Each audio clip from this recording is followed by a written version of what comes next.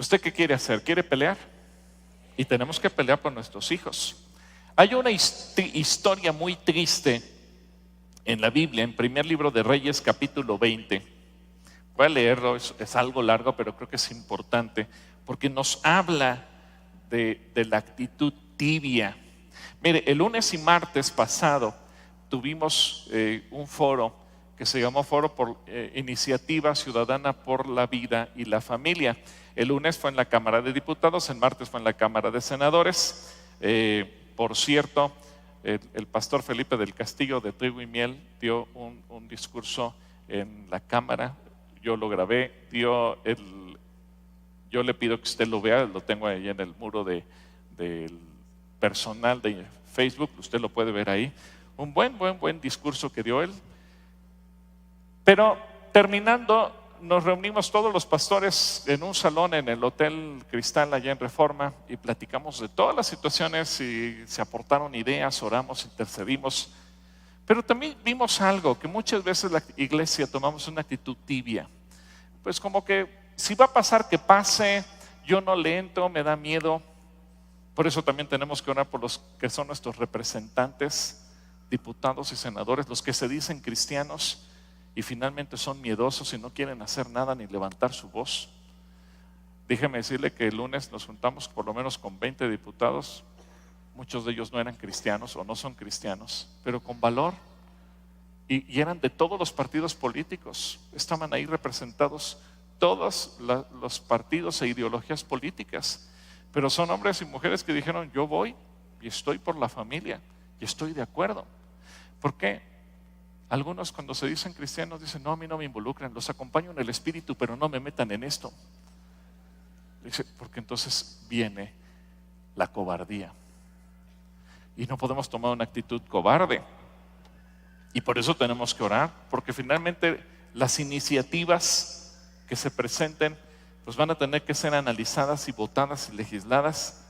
Y tenemos que orar por esos hombres y mujeres en la Cámara de Diputados y en la Cámara de Senadores que tomarán decisiones para que tomen decisiones, aunque no sean cristianos, pero piensen en sus familias. Dice, primer libro de Reyes, capítulo 20, por este tiempo, Ben-Hadad, rey de Aram, movilizó a su ejército con el apoyo de 32 reyes aliados, sus carros de guerra y sus caballos.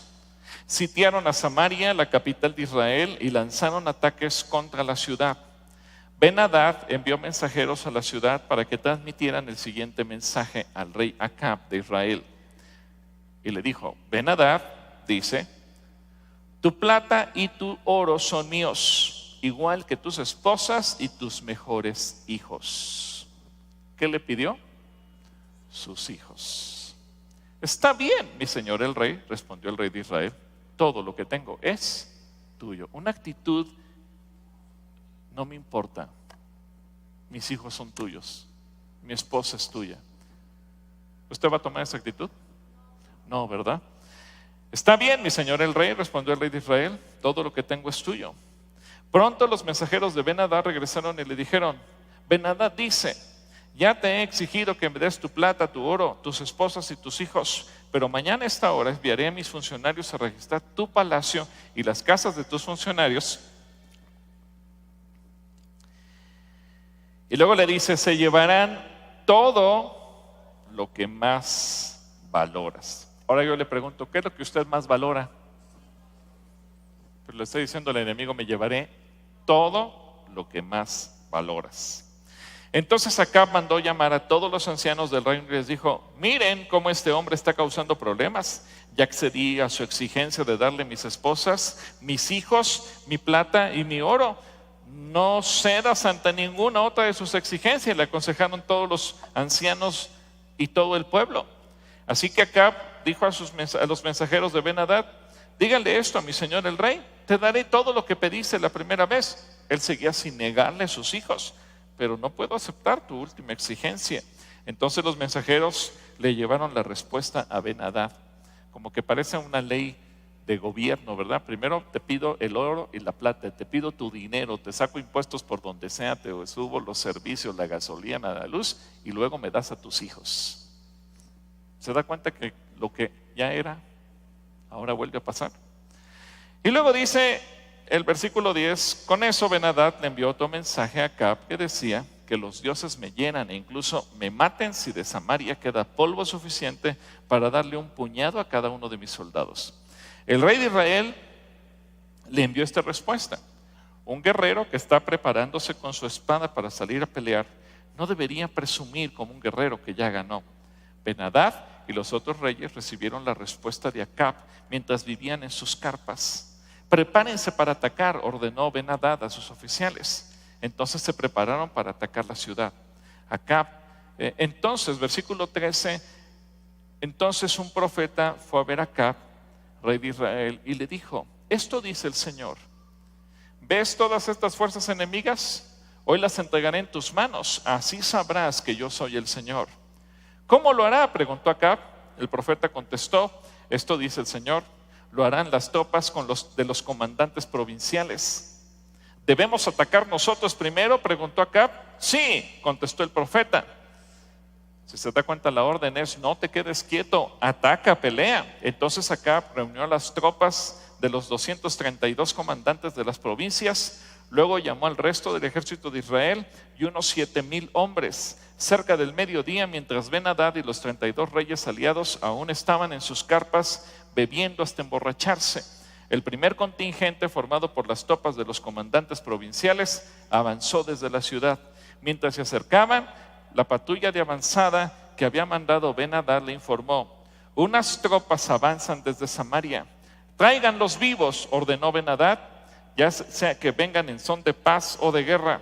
Ahora bien, los comandantes de las provincias de Acab, junto con todo el ejército, habían salido a pelear.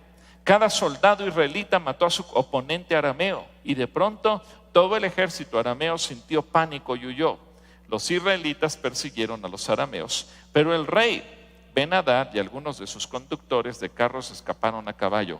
Sin embargo, el rey de Israel destruyó al resto de los caballos y carros de guerra y masacró a los arameos. Después el profeta le dijo al rey Acab: prepárate para otro ataque. Empieza a planificar desde ahora, porque el rey Aram regresará la próxima primavera. ¿Qué nos dice Dios? Prepárate. O sea, no creas que ganar una vez va a garantizar tu victoria siempre. Prepárate, porque el ataque vendrá. Ahora, no se alarme, no le estoy llamando a un levantamiento armado, ni mucho menos. No, porque nuestra guerra sabemos que es espiritual, pero tenemos que hacer cosas. Para ello, yo quiero mostrarle que también la Biblia nos enseña que los ataques regularmente de los gobernantes siempre han venido contra los niños y destruir familias. Y siempre viene de un líder, de un gobernante, de un presidente, de un máximo mandatario para hacer legal lo que parecería ilegal. Usted y yo no estamos tan lejos de la historia cuando apenas en la década de los 40 y finales de los 30 en Alemania se gestó una ley: matemos a todo judío.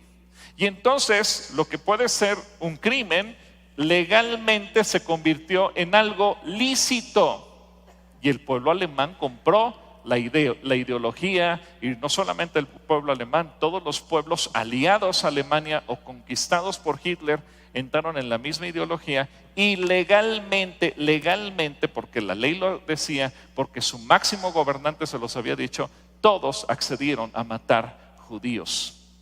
Y no lo veían mal. ¿Por qué? Porque la ideología los cegó. Hoy en día la historia los juzga como el homicidio nazi, como el holocausto, como algo deplorable. Pero estamos a punto de entrar a una etapa semejante si dejamos que las leyes avancen. Los gobernantes siempre han atacado a los niños, han sido instrumentos de Satanás para destruir la familia a través de los niños. Es decir, que en algún momento algo fue legal y quien mataba a un niño lo hacía sin cometer un delito, porque se trataba de obedecer una ley directa del máximo gobernante. La Biblia nos enseña la historia de Moisés y los niños del pueblo de Israel en el libro del Éxodo, capítulo 1, versículo 15. Éxodo 1, versículo 15. El faraón, quien en ese momento era el máximo gobernante en Egipto, en los días en que nació Moisés, mató a miles de niños. de manera legal. Dice, después el faraón, rey de Egipto, dio la siguiente orden a las parteras hebreas, Sifra y Púa. Cuando ayuden a las mujeres hebreas en el parto, presten mucha atención durante el alumbramiento. Si el bebé es niño, ¿qué? Mátenlo. Pero si es niña, déjenla vivir. Sin embargo, como las parteras temían a Dios, se negaron a obedecer las órdenes del rey y también dejaron vivir a los varoncitos. Entonces el rey de Egipto mandó llamar a las parteras. ¿Por qué hicieron esto?, les preguntó. ¿Por qué dejaron con vida a los varones? Las mujeres hebreas no son como las egipcias, contestaron ellas. Son más vigorosas y dan a luz con tanta rapidez que siempre llegamos tarde. Por eso Dios fue bueno con las parteras y los israelitas siguieron multiplicándose y se hicieron cada vez más poderosos. Además, como las parteras temían a Dios, Él les concedió su propia familia. Fíjese cómo Dios bendijo a las familias de estas mujeres. Pero ahí no quedó la cosa. Entonces el faraón dio la siguiente orden a todo su pueblo: tiren al río Nilo a todo niño hebreo recién nacido, pero las niñas pueden dejarlas con vida. ¿En dónde colocó la mamá de Moisés a Moisés? En el río Nilo, para que se ahogaran, para que se lo comieran los cocodrilos, para que les pasara cualquier cosa. ¿Y por qué lo hacían? Porque siendo una orden del rey, un decreto, una iniciativa de ley, fue legal. Obviamente, usted se da cuenta que hay varios elementos que se conjugan en este pasaje, pero no fue el único caso. En tiempos de Jesús, cuando Jesús fue niño, cuando Jesús nació y visitó esta tierra, también fue víctima de un ataque similar. Alguien que quería hacerlo desaparecer. Y al hacer desaparecer a Jesucristo, pues quería hacer desaparecer también a todos los niños. Herodes, quien había sido nombrado rey de Judea por Augusto y Antonio, que entonces eran los jefes máximos del Estado romano. Y Herodes era un hombre lleno de falsedad y de crueldad, a pesar de que se le ha llamado Herodes el Grande. Herodes era un tipo muy brillante, muy inteligente, un hombre de Estado que tenía una visión extraordinaria para construir un pueblo. Cuando usted visita todavía el día de hoy los restos o algunas ocasiones lo que sigue de pie de las construcciones de Herodes, y dice cómo él con esa tecnología de hace más de 2000 años pudo haber construido cosas tan grandes y prodigiosas. Estaba rodeado de gente muy inteligente, de gente muy capaz, pero un hombre muy cruel. Y atacó a los niños. En Mateo capítulo 2, versículo 13, Mateo 2, versículo 13 al 18 dice: después de que los sabios se fueron, un ángel del Señor se le apareció a José en un sueño. Levántate, huye a Egipto con el niño y su madre, dijo el ángel. Quédate ahí hasta que yo te diga que regreses, porque Herodes buscará al niño para matarlo. Esa noche José salió para Egipto con el niño y con María, su madre, y se quedaron ahí hasta la muerte de Herodes. Así se cumplió lo que el Señor había dicho por medio del profeta: de Egipto llamé a mi hijo. Cuando Herodes se dio cuenta de que los sabios se habían burlado de él, se puso furioso. Entonces, basado en lo que le dijeron los sabios sobre la primera aparición de la estrella, Herodes envió soldados para matar. ¿A quién tenían que matar? A todos los niños que vivieran en Belén y en sus alrededores y que tuvieran 2 años o menos. Esta acción brutal cumplió lo que Dios había anunciado por medio del profeta Jeremías. En Ramá se oyó una voz, llanto y gran lamento. Raquel llora por sus hijos, se niega a que la consuelen porque están muertos. Note entonces el común denominador de estos pasajes.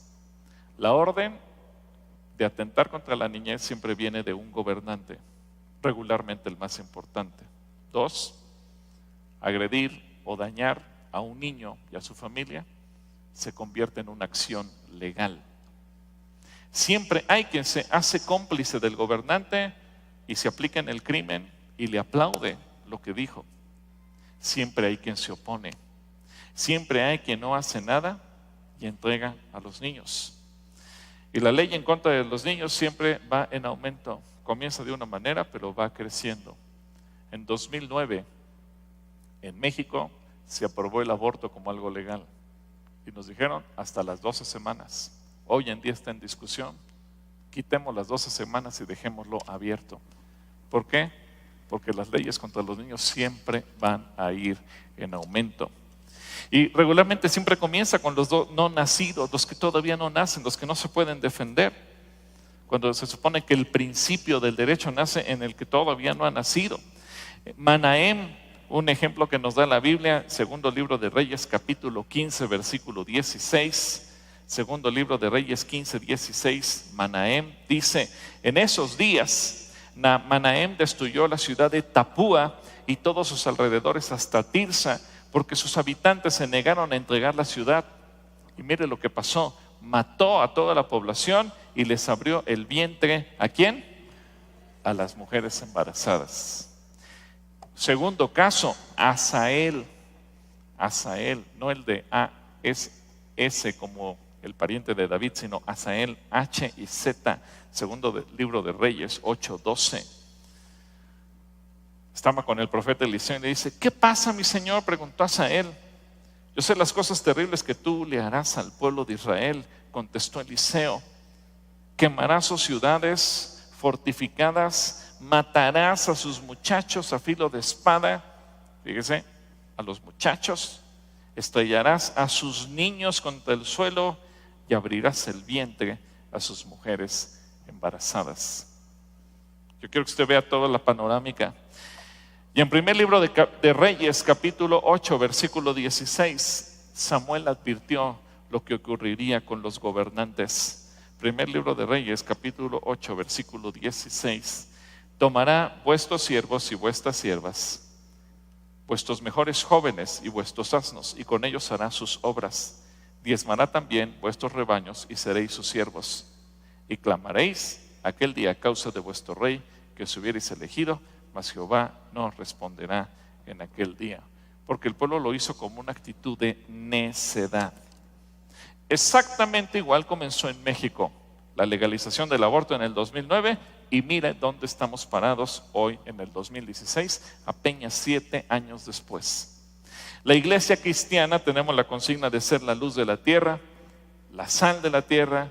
Si nos quedamos callados, dejaremos que el pecado impere, nuestros hijos serán destruidos, las familias serán destruidas, y Dios nos demandará a los que conocemos su palabra el no hacer absolutamente nada.